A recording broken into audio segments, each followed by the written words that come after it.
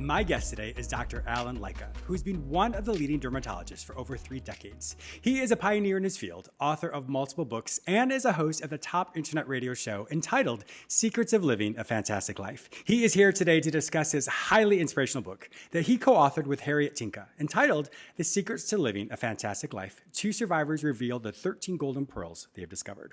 Welcome to my show, Dr. Lycka. James, I'm so thrilled to be here. This is just one of the most momentous occasions in the last week. It's amazing. As you know, we had some technical difficulties, our old friend. So this has overcome them. It's stupendous we've been able to overcome them. Yeah, that's so funny. My listeners don't know this, but I think this is my 3rd or 4th time trying to record, so it's wonderful. So like I said, we've done it so many times, so we're ready. This is going to be a fantastic show today. Thank you. Thank you so much. It's just a thrill to be here. From where are you calling in today? I'm calling from Edmonton, Alberta, Canada. We're way up in the North Country, 5 hours due north of Montana, way up in God's country. And it's this time of year we say it's God's country. In the winter we say God could keep it. That's hysterical. I don't know if you knew this, but I actually grew up in rural Canada in Western Ontario. My parents had a really rustic fishing resort. So you had to fly in by float plane. We only had a generator for like maybe 3 or 4 hours, and then everything else was just all black. It was pitch black. But you know, rustic Canada is beautiful. Yes. Most of their summer, we stay at a cabin. We have a cabin at Pigeon Lake, so that's our summer home. Now, it's not rustic by any means, but it's away from the city, and that's always nice. That is awesome. So I can't wait to talk about your book, Secrets to Living a Fantastic Life. 2 survivors reveal the 13 golden pearls they've discovered. But before we jump into that, let's get some of your backstory. So you are one of the leading dermatologists, and it's been a wonderful journey. Yeah. You know, I became a dermatologist back in 1989. I was one of the top dermatologists in the world for over 30 years.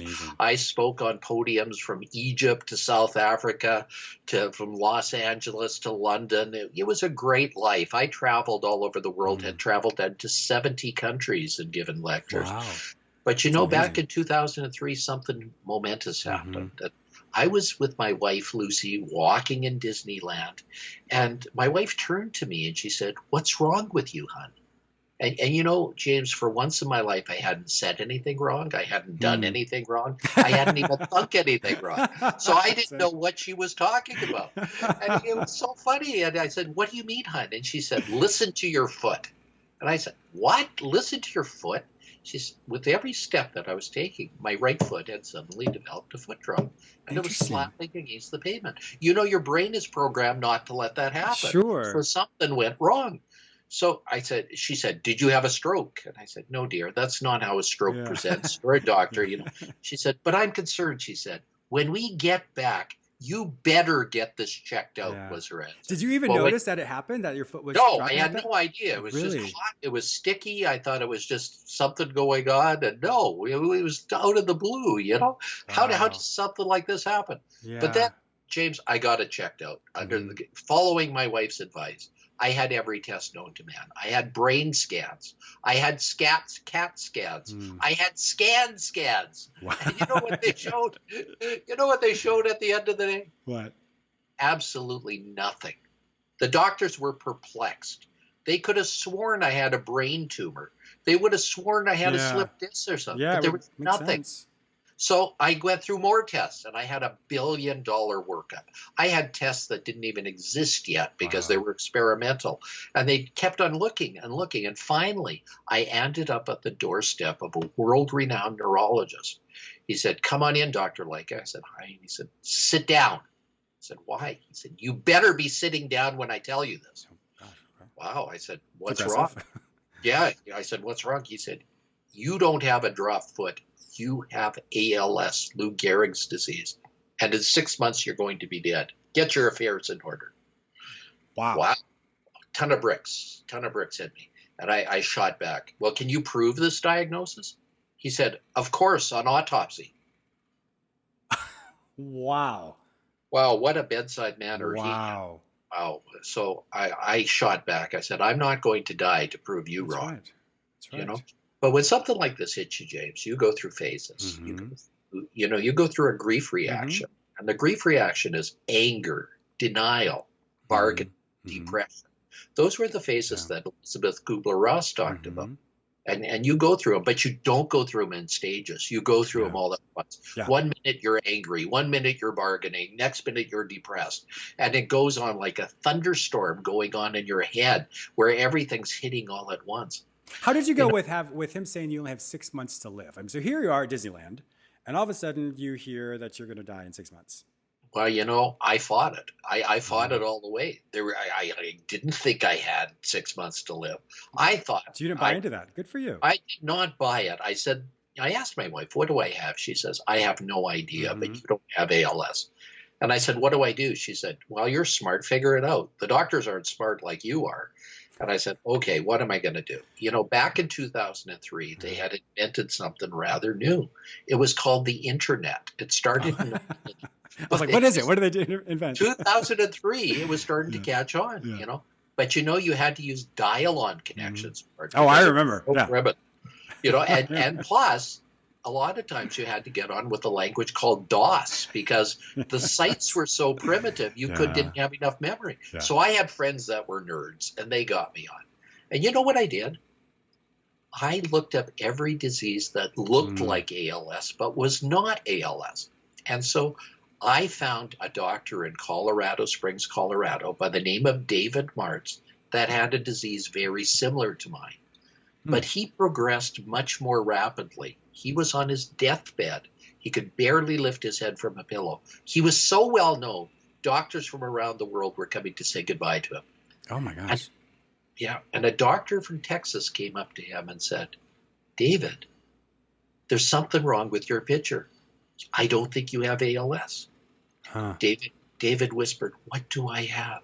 He said, I think you have been bitten by a tick. And that tick caused a chronic neurological disease. And that's called chronic Lyme's disease today. Yeah. You might have. Wow. Yeah. I have patients who have that. Yes. But back in 2003, we didn't know anything about it. Yeah. Now it's the great mimicker of everything. It looks like everything. Yeah. But it should be in every differential diagnosis, but we didn't know that. So so David was amazing. He said to the doctor, what do I do? The doctor said, well, I'm going to start you on treatment.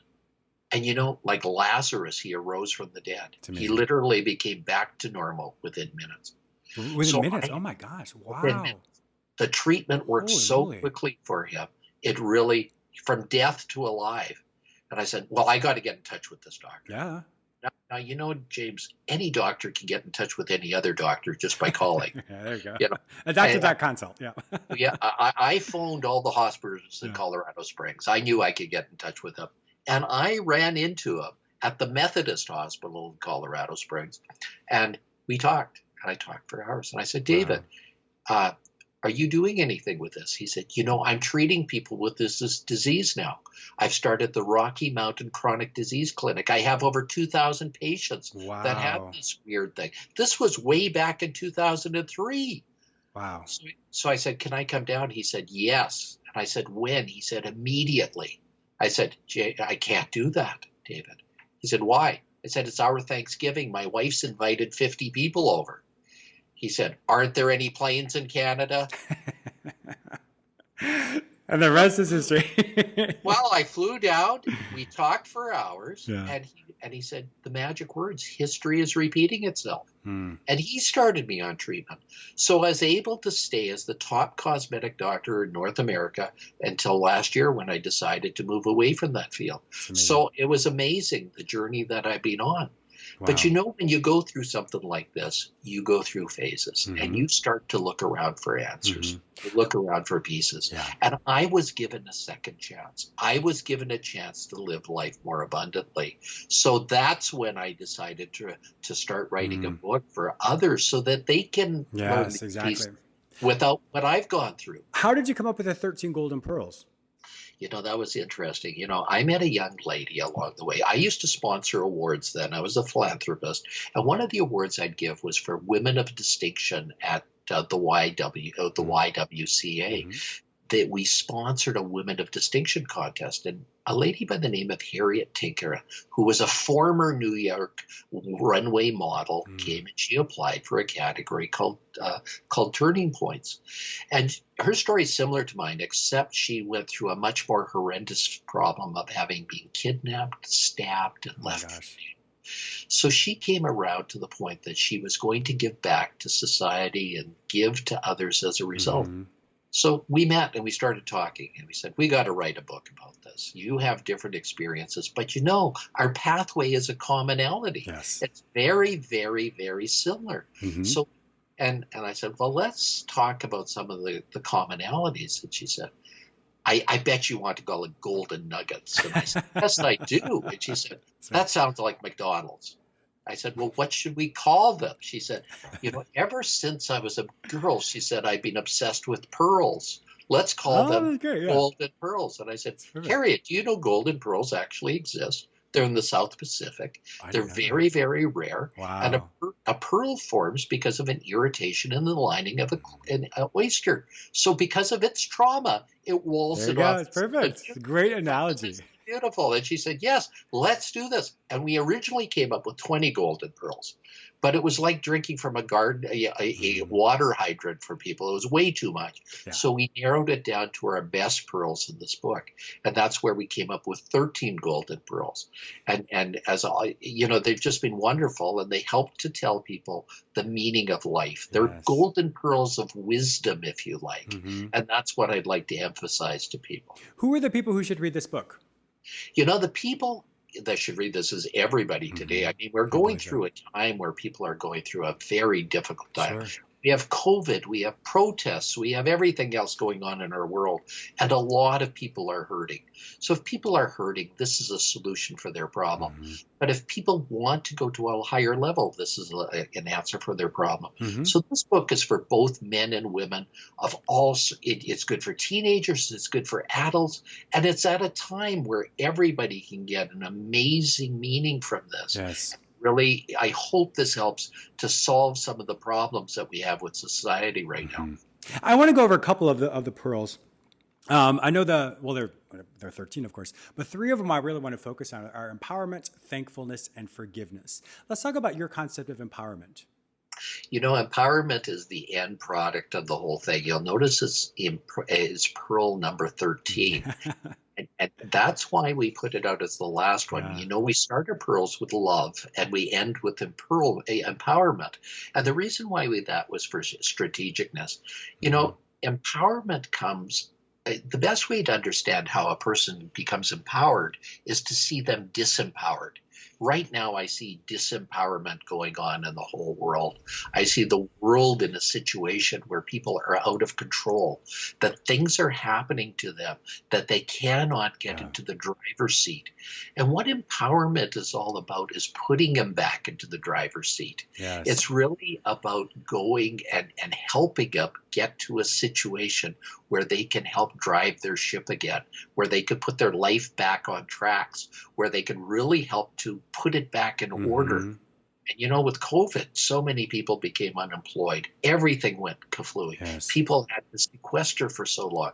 And I think this is a time now they can come out and come back even to a level that's better to what it was before they went in. And that's what empowerment is about.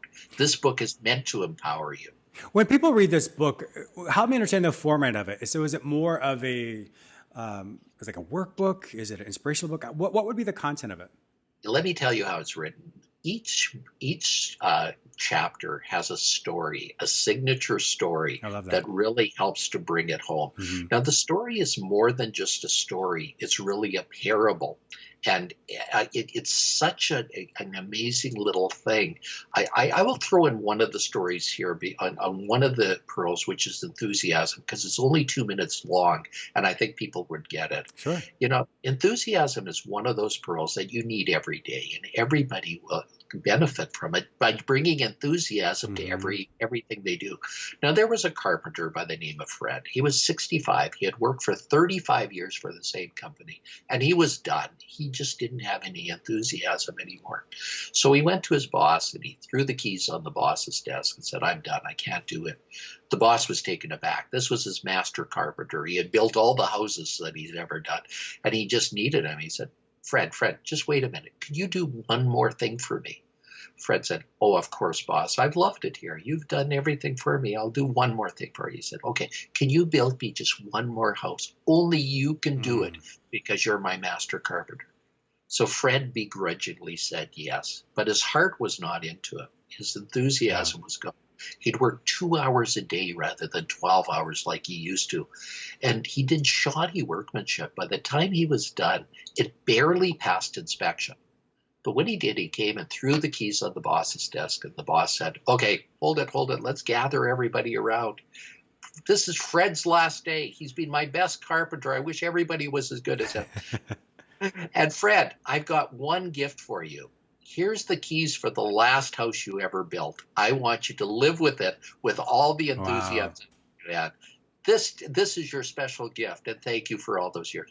Now, can you picture how different that would Oh be my gosh. if he Yeah. was enthusiastic? Mm-hmm. Now, the point is this, is you can't make enthusiasm a Monday thing. You can't make it a It's a way Friday of thing. life. Yes. When things go wrong, you can't lose your enthusiasm. Yes. You got to use them as a challenge to get to where you should be. You should use it as something to overcome. Mm-hmm. And that's why I think enthusiasm is another pearl that's really amazing that people really need. Yeah. Well, I think in a lot of ways it goes in life, life happens regardless. So in every situation we have the opportunity to say, is this a step, is this a stumbling block or is it a stepping stone? So in that, when people always have that paradigm shift of saying, okay, I'm struggling, but there's an answer. Let me look for that answer. And so to become solution focused allows it to become a stepping stone for us to continually evolve and develop in life. Absolutely, James. I think that's what enthusiasm does. Mm-hmm. But it allows us to come over those obstacles in such a way that they're not obstacles. They're Mm-hmm. little road bumps. Yeah, exactly. They're little hindrances there. Yeah. And it's just amazing how we can turn things around that way without anything else being a problem. There are so many, well, first off, we could talk about this all day. I want to transition over into the reviews. You just had a fantastic review that were just showing me earlier. Tell me more You about that. know, I've had so many amazing reviews, and it's all because my book has become a #1 bestseller. People have been telling me how important it is It's in their amazing. life that this has come right at a time where everything, there couldn't be a better thing that's happened to Yeah. them. And that's what I really find that there's an old saying that when the time comes, the master will arrive or Mm-hmm. the teacher will arrive. And I hope this teacher will be the book that'll show people a new and better way of doing things Yes. and help them overcome many of the things that they have in their Mm-hmm. world. I think it really will help them at the little stepping stones there. Well, what I really like about your book as well is just even the whole concept of creating a platform or creating I guess, an entry point of saying, okay, well, I want to learn this golden pearl, but if I'm struggling in other areas, let me reflect back on this book, and this book will always give you the baseline and the foundation for how to transcend to the next level. Either you want to do it from a studious standpoint, if you study it every day, or from a place I'm sure you can pick and choose where you need to look at Oh or yeah, want to look at. and Yeah. that they want it to be a bit lighthearted. The whole book is based on a dialogue between Harriet and I. So Oh, I there's love this that. That's great. conversation that That's goes great. on between us. Yeah. And Harriet is a card. She's so competitive. She always is trying to get the last word in. So I always have to get the last That's so word in, funny. of course. So it's a great little book because it helps people to go through it in a dialogue. Yet, and Yeah. then we have quotes from over 141 celebrities in Wow. here, so that it'll help people to understand it from Mm-hmm. even another point of view and another Mm-hmm. point of meeting. So we've tried to make this book just special for people, and we really would love them to participate. The book is really, you can get it on Amazon.com. It's a great little book. Or Yeah. if you go to a site called Fantastic Life Book Site and buy Oh. it there, I then know who bought it, and I'd like to give 20% for a special charity. Oh, You know, wow. Harriet was a victim of abuse, domestic Sure. abuse. And the very fact is that we would like to end that in the world. So we are giving this to women's shelters that help women Good. in domestic abuse. So if it's bought in the United States, we're going to give it to the people in your community where it's bought. I love that. And if it's in Edmonton, we'll give it here. So we would love people to buy it through our site so that we can know who's getting it, so we can help people with that. Perfect. Well, so what we'll do as well is at the end, if my listeners aren't able to find it any other place, they just simply go to the show notes at either James Miller at lifeology.com or lifeology.tv, and I will link them directly with your site to be able to give back to that amazing charity as well. Wonderful. And Go on, James. Ask me more. I'm loving this. Unfortunately, I can't. Our time is up. It's so funny when I interview amazing people like you. The time literally flies by, and I'm like, oh my gosh, we could talk about this for so much more time. Can I give one more thing to your Sure. audience? Yeah, of course. I'd like to give them a golden pearl a week. And Okay. that golden pearl, all they have to do is text me the words golden pearls with the S on the end to 1-819-717-2515.